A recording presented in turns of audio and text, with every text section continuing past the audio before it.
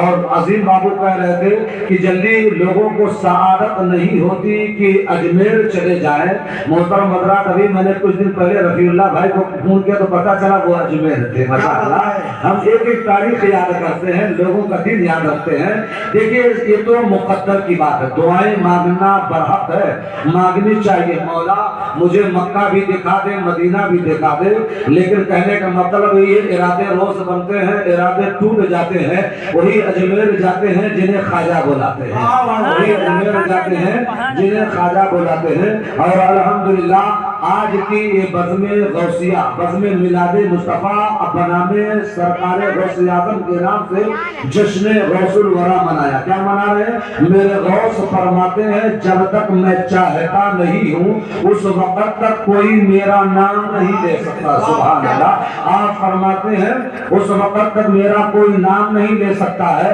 اور جب تک آپ چاہیں گے نہیں سرکار غوث اعظم کی محفل کیسے آپ سجا سکتے ہیں؟ اس سے یہ پتا چلا میرے غوث نے آپ کو چاہا۔ امام صاحب کی صدارت و سرپرستی میں جشن غوث الورا اس محلے میں منا لیا جائے تاکہ سرکار غوث اعظم کی آمد ہو جائے۔ اعلیٰ حضرت فرماتے ہیں جشن غوث الورا ان کے نام کے فاتحہ خوانی جب کی جاتی ہے تو غوث اعظم ہمارے آتے اس محفل میں شریک ہوتے ہیں۔ یہ اور بات ہے، بغداد ہم سے دور ہے لیکن بغداد والا ہم سے دور نہیں ہے، اس لیے ہر انسان مچل کر یہی تو کہتا ہے میں قادری ہوں شکر ہے رب قدیر کا، میں قادری ہوں شکر ہے رب قدیر کا، ہاتھوں میں میرے دامن ہے پیرانے پیر کا، ہاتھوں میں میرے دامن ہے پیرانے پیر کا۔ اور پوچھتے کیا ہو شہ جینا کے فضائل آسی، پوچھتے کیا ہو شہ جینا کے فضائل آسی، وہ ہر فضیلت کے جامع ہے نبوت کے سوا، وہ ہر فضیلت کے جامع ہے نبوت کے سوا۔ اور ہم سب کے اعلیٰ حضرت، ذرا مچل کر بولیے، ہم سب کے اعلیٰ حضرت امام عشق و محبت، آج ہمارے قاری صاحب کی ایک بات، ہم لوگ ایک قرآن خوانی میں ختم قادریہ میں تھے، ماشاءاللہ میرے دل کو ان کی بات کو چھو گئی۔ ایک صاحب کا تذکرہ چلا کہ آج کل ان کا اسٹیجوں پہ کچھ نظر نہیں آ رہا، آج ان کے آواز کی جادو، ان کے آواز کے جادو کا کوئی چرچا کسی اسٹیج پر نہیں ہو رہا، آخر معاملہ کیا ہے؟ تو آپ کے امام صاحب نے ایک بہترین جملہ کہا، دیکھو پیارے جو اعلیٰ حضرت سے مل گیا، اعلیٰ حضرت سے کٹ گیا، وہ ہر اسٹیج سے کٹ گیا۔ ارے واہ واہ، وہ اسٹیج سے کٹ گیا۔ اور میں کہتا ہوں اعلیٰ حضرت نے تو خدا کی قسم ہم کو غوث اعظم کی محفل کیسے سجانی چاہیے وہ اعلیٰ حضرت نے ہمیں پیغام دیا ہے۔ ذرا میرے یا رسول اللہ، غوث اعظم نے غوث اعظم کی محفل کا پیغام اعلیٰ حضرت نے دیا۔ ایک بات میں کہہ کے اپنی تقریر کو میں آگے بڑھاؤں، غوث اعظم رضی اللہ تعالیٰ عنہ کی نیاز میرے اعلیٰ حضرت کیسے کرتے تھے اس کے بعد میں آپ کو تقریر کروں گا۔ اعلیٰ حضرت کی شان کہ آپ نے دیکھا کچوچا مقدسہ میں کہ علامہ مدنی میاں، علامہ ہاشمی میاں جن کا شہرہ پوری دنیا میں ان کے خطاب کا جلوہ چلتا ہے، سبحان اللہ، اور پورے مخدوم کچوچا کا فیض لے کر دنیا کے کونے کونے میں شیخ الاسلام الگ ہے، غازی ملت الگ ہے، اور تاج العلماء علامہ نورانی میاں الگ ہے۔ اگر کہ سب اپنے اپنے انداز میں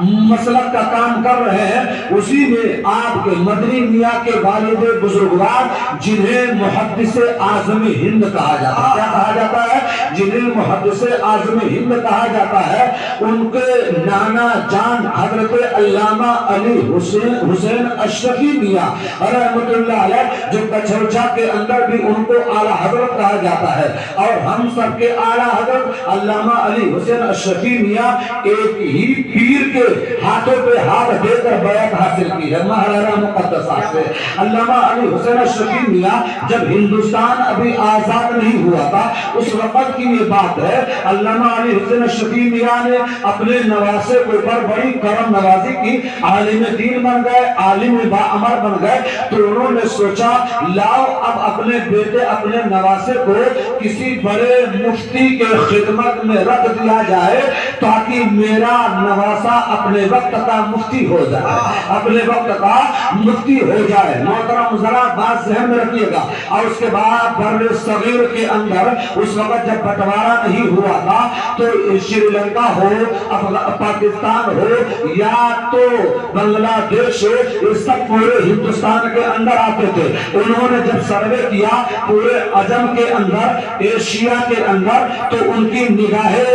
ولایت نے یہ دیکھا کہ اس وقت احمد رضا سے بڑا کوئی مفتی نظر ہی نہیں آتا ہے۔ اپنے نواسے کو لے کر بریلی کی سرزمین پر جب آگے بڑھے ہیں اور بریلی چلے ہیں، بریلی کے اندر جانے کے بعد اعلیٰ حضرت کی بارگاہ میں محدث اعظم ہند کو پیش کیا، کہا احمد رضا ہم تو ہمارا اور آپ کا تعلق بھی بڑا اچھا ہے، میں چاہتا ہوں اس وقت آپ کے علم کا شہرہ پورے عرب و عجم میں چل رہا ہے، بج رہا ہے، اور آپ دور و دراز سے عرب و عجم سے آپ کی خدمت بابرکت میں علم دین حاصل کرنے کے لیے آ رہے ہیں، علم جفر حاصل کرنے کے لیے آ رہے ہیں، علم حدیث حاصل کرنے کے لیے آ رہے ہیں، اس لیے احمد رضا آپ کی خدمت میں میں اپنے نواسے کو لے کر آیا ہوں، اس شہزادے کو اپنے پاس رکھ لیجئے تاکہ اسے بہترین مفتی بنا دیجئے۔ اعلیٰ حضرت نے قبول کیا اور اس کے بعد اپنے تخت پر بیٹھایا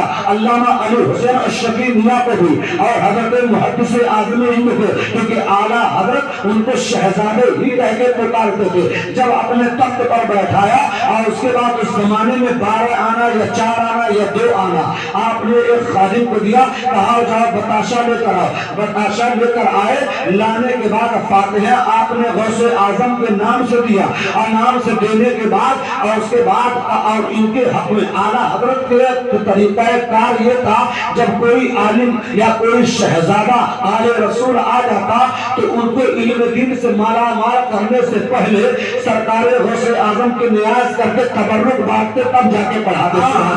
سبحان اللہ سبحان اللہ۔ اس لیے آج جب آپ کا بچہ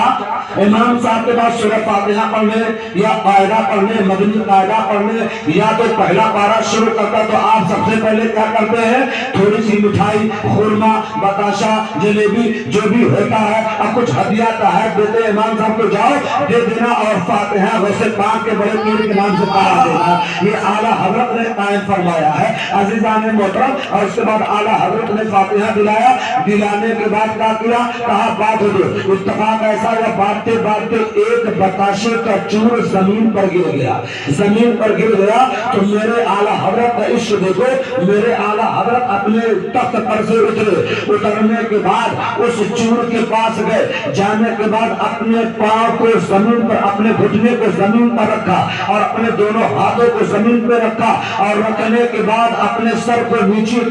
کیا اور اپنی زبان کو باہر نکالا اور زبانی نوک سے وہ بتاشے کا جو چور تبرک غوث اعظم کے نیاز سے گرا تھا اعلیٰ حضرت نے اپنے زبانی نوک سے اٹھایا، سبحان اللہ، اپنے زبانی نوک سے اٹھایا۔ لوگوں نے پوچھا حضور والا یہ معاملہ سمجھ میں نہ آیا، آپ کہہ دیتے تو ہم اٹھا لیتے، آپ اٹھا لیتے ہاتھوں سے، لیکن اعلیٰ حضرت آپ نے زبانی نوک سے اٹھایا تو کہنے لگے یہ کوئی ایسے ویسے پیر کا نہیں، یہ پیران پیر کی محفل ہے، ان کے نام کا نیاز ہے، ان کے نام کا تک جالاؤ۔ اور احمد رضا جب اعلیٰ حضرت جو ہے غوث اعظم کے نیاز کرتا ہے تو میرے غوث اس محفل میں تشریف فرما ہوتے ہیں۔ تو الحمدللہ رب العالمین، اے غوث اعظم کے چاہنے والوں، اے غوث اعظم کے دیوانوں، آج اس محفل میں بیٹھے ہو، ہمارا ایمان ہے، ایمان ہے، بغداد ہم سے دور ہے، بغداد والا ہم سے دور نہیں ہے، یہاں پر وہ آئے ہیں اور ہم گنہگاروں کو سماعت کر رہے، سن رہے، اپنے روحانی قیوز و برکات سے مالا مال کر رہے، اسی لیے تو ہم بول کر مچل کر ہی بولتے ہیں۔ اور اعلیٰ حضرت نے یہ تو کہا ہے بڑے پیارے انداز میں، واہ کیا مرتبہ ہے غوث ہے بالا تیرا، کیا بات ہے، واہ کیا مرتبہ اے غوث ہے بالا تیرا، اونچے اونچوں کے سروں سے قدم آلا تیرا، سر بھرا کیا کوئی جانے کی ہے کیسا تیرا، اولیاء مرتے ہیں آنکھیں وہ ہے طلبہ تیرا، اور کیا دبے جس سے حمایت کا ہو پنجا تیرا، شیر کو خطرے میں لاتا نہیں کتا تیرا۔ پڑھیے درود پاک اللہم صلی علی سیدنا مولانا محمد مبارک وسلم صلو علیہ وسلم علیکہ یا رسول اللہ صلاۃ و سلام علیکہ یا حبیب اللہ صلی اللہ تعالی علیہ وسلم۔ ایک مرتبہ اور درود پاک پڑھ لے صلی اللہ علیہ نبی علیہ صلی اللہ علیہ وسلم صلاۃ و سلام علیکہ یا رسول اللہ صلاۃ و سلام علیکہ یا حبیب اللہ صلی اللہ تعالی علیہ وسلم۔ محترم حضرات، سرکار غوث اعظم رضی اللہ تعالیٰ عنہ کی محفل کو سجانے والوں، آپ سوچو تو صحیح، اعلیٰ حضرت فرماتے کیا دبے جس پہ حمایت کا ہو پنجا تیرا، شیر کو خطرے میں لاتا نہیں کتا تیرا۔ میں ایک ذہن آپ کو دینا چاہتا ہوں، آج ہمارا ہر مسلمان ہر طرف ڈرتا نظر آتا ہے، پریشان حال نظر آتا ہے، کہتا ہے یہ حکومت اچھی نہیں، وہ حکومت اچھی نہیں، ایسا ہے ویسا ہے، مسلمان مارا جا رہا ہے، مسلمان کاٹا جا رہا ہے، لیکن مسلمانوں نے اپنے طریقے چھوڑ دیا، اپنے اسلاف کے طریقے کو چھوڑ دیا۔ محترم حضرات، ہم سوچے تو صحیح، ہم کس کے ماننے والے ہیں؟ غوث پاک کے ماننے والے ہیں، غوث اعظم کے غلام ہیں، غوث اعظم